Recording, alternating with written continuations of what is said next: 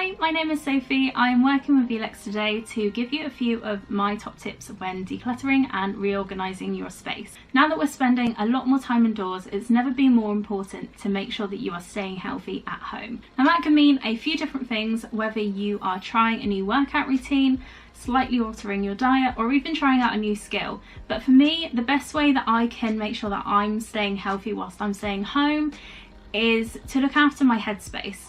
Now, something I've always said for a very, very long time, if you are living in a cluttered space, then your mind will also feel cluttered. I try my very best to keep a clutter-free home whilst it also being a lived-in home. Because I am a mum, I have a 2-year-old little boy, so we do have a well-loved family home. So let's get into my tips for decluttering and reorganising a space. My number one tip is probably putting something on that you can listen to rather than watch. Now, this may not apply to everyone, but me personally, I work a lot better when I'm listening to something. So a lot of the time whenever I'm doing cleaning, just general like tidying up in the house, I will always have either a podcast or just a music playlist on.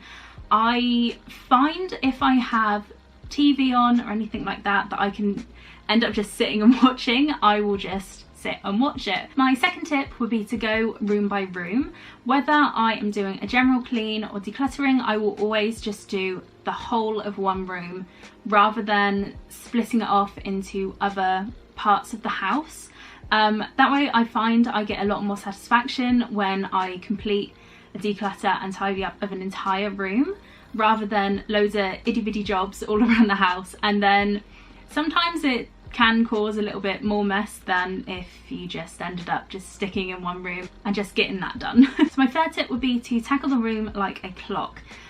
So I like to start in one point of the room and then I will work clockwise around that room. So when I decluttered my kitchen, I started with the cabinets that were closest to the door and then worked my way around. Our kitchen isn't overly big, so it didn't take me very long, but I just find it a lot easier to have some sort of order to the way that I'm organising and decluttering as I go, rather than just having pure chaos in one go. So my fourth tip is to pull everything out. Now that might sound a little bit contradictory considering I just said try not to work in chaos, but I find having everything out and in front of you where you can see, so then it's laid out quite nicely, just makes the selecting process a lot quicker and easier when you're trying to decide what you want to keep, what you actually use, and what you don't really have a use for anymore. When you have everything out in front of you, you'll probably realise two things.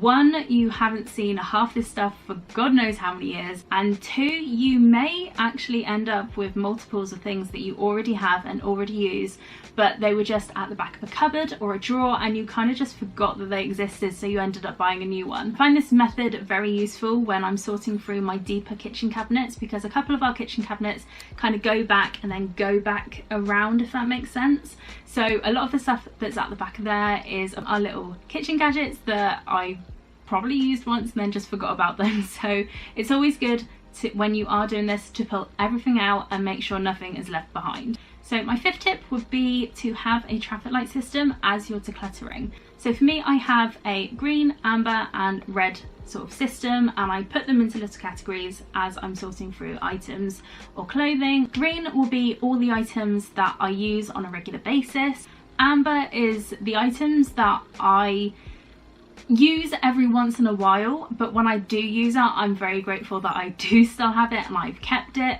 And then red will be the items that either you have never used or you haven't used it for a few years.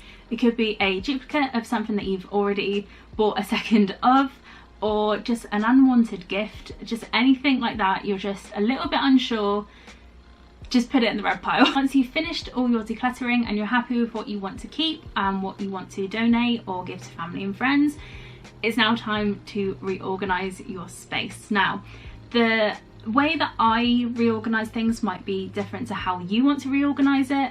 Not everyone's methods work the same for everyone else. So for instance, with my wardrobe, when I went through it and decluttered all my clothing, beforehand it was a bit all over the place. So now I have my trousers, skirts, hoodies, cardigans, t-shirts, long sleeve shirts and my dresses, all in nice little categories. I did think about maybe colour coordinating it, but then I thought in the long run I'm probably not going to keep up to that, so I've just kept them in their own little miniature categories. But it just makes everything a lot easier and quicker because we do have a double doored wardrobe in our bedroom, so it means that I can just open the door that I need to get to, say, a top, instead of sifting through my entire clothing rack to just find one top. As for organising the clothing that goes into our drawers, I tend to fold them up into little square parcels. So what I will do with t-shirts is lay them out,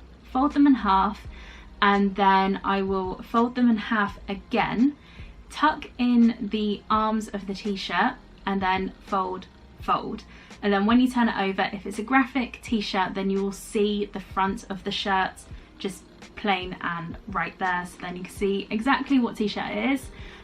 So I stack them in a drawer like that, and it works quite well for us, especially with my partner, because he does have a lot of graphic t-shirts, so it means that he can just sort of shuffle through them and see exactly which shirt he wants without taking them all out, and then it just ending up a little bit messy. So with jeans and trousers, what I will do is fold them a couple times, and then once they're in like the little square shape, I will fold them again, so then when you sit them in the drawer they almost stand up on their own. I find that doing the jeans and trousers this way, it just makes you can fit a lot more in a drawer, especially with ours because they are relatively narrow.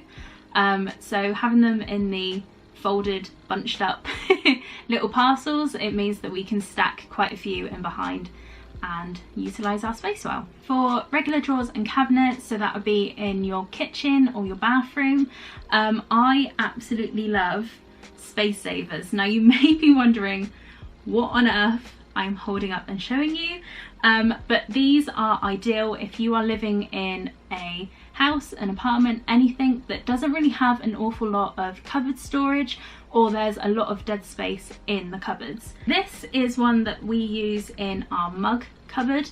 I don't like to stack my mugs because I don't really trust myself not to end up with any casualties of my mugs, because it is quite a high shelf, so anything that would fall down onto our kitchen units would definitely shatter. So with this, it means that we can have the exact same amount of mugs stacked, well, kind of stacked in the cupboard. You see these bars here, they will just sit on the lip of your cabinet. So they will just sit like that, and then you've got this extra bit of space, and you can use these for quite literally anything and everything. My last tip is to shop your house. Now, just because you're wanting to reorganize your space, you don't have to go out and buy a load of different storage containers and pretty jars and stuff like that. Just have a look at what you currently have in your house and what you don't love currently in the space that it's in, but you could repurpose it somewhere else and it would have a much better use. So something that I do, I reuse beauty subscription boxes to use as drawer organizers. So in our kitchen we have our utility drawer or chuck it drawer, which ends up having the most random stuff just living in there, and it always ends up really messy. So what I have done is cut some black rubber liner, so then it will stop the boxes from moving around, place them in how I wanted them, and then I made each box its own little section. So now everything has a home, and as soon as you open the drawer you can see exactly what's in there and exactly what you need. And that is all the tips that I have for you today. Hopefully you will give decluttering a go. I think it is definitely one of those things that you don't really realise how much it is bugging you, and how much like clutter being around you does have a negative impact on your headspace. Even if you do just declutter the tiniest space in your house that you've been meaning to for ages, just do it. There's no time like the present. I can assure you will feel so much better once it's off your mind. If you enjoyed this video and would like to watch my Declutter With Me series, then the link for my channel will be down below. Thank you so much for watching. Take care.